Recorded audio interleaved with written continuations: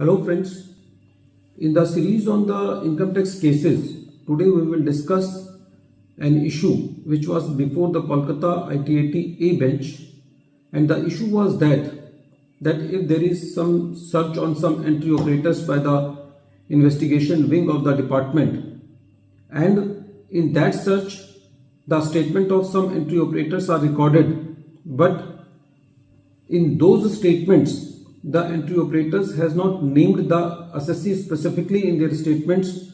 So whether in that case the addition can be made on the basis of these statements, especially when the assessee has submitted various evidences and the AO has not made any independent inquiry.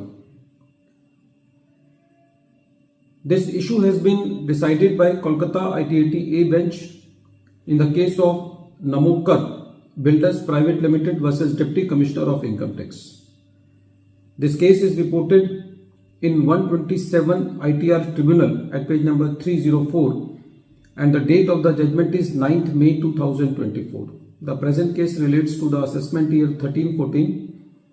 In the present case, the assessee was doing some activity in the sale and purchase of shares and securities. There was a survey on the assessee under section 133A, and on the basis of that survey, the assessment proceedings of the assessee were triggered.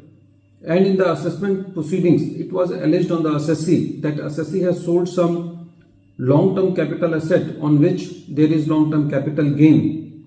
And it was also alleged that to avoid the tax on that capital gain, the assessee has booked short-term capital loss on two shares, that is T and B, and these two shares are appearing in the list of 84 shares which have been prepared by the SEBI as tainted securities, and same has been also considered by the investigation wing while preparing their report. The assessee pleaded before the assessing officer that the transactions of the assessee are genuine. There is no name of the assessee in the statements of the entry operators, and the addition of the assessee cannot be made just on the basis of conjectures and surmises.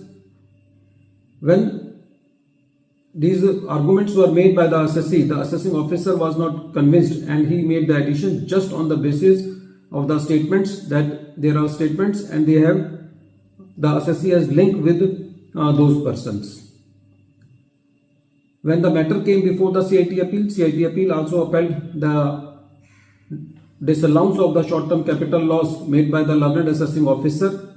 And when the issue came before the tribunal said that in the present case there is no direct evidence in report of investigation wing that assessee has any arrangement with the entry operators in rigging the prices of those shares.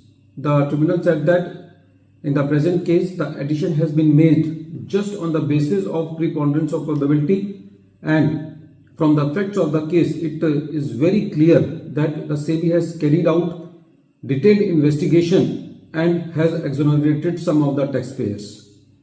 The tribunal said that in the present case, the statement of the entry operators has been recorded very long back. So, in the absence of any independent investigation on the evidences filed by the assessee during the assessment proceedings, the disallowance of the short-term capital loss is not justified. The tribunal was of the considered view that the addition has been made just on the basis of the surmises and conjectures by just relying on the statements of the entry operators, especially when there is no name of the assessee in those statements. Friends, nowadays it has become a trend of the income tax department that they make searches on some tainted persons, their statements are recorded, and any transaction which is appearing in the companies controlled by them, the department just prepares the list and reopens the cases of all the assessees which have any direct or indirect connection with them. Whatever the evidences are filed by the assessee, those are not considered. No independent inquiry is done, and without bringing anything adverse against the assessee on record, the additions are just being made on the basis of the investigation reports and the statements. And these type of additions have been very constantly being quashed by various tribunals.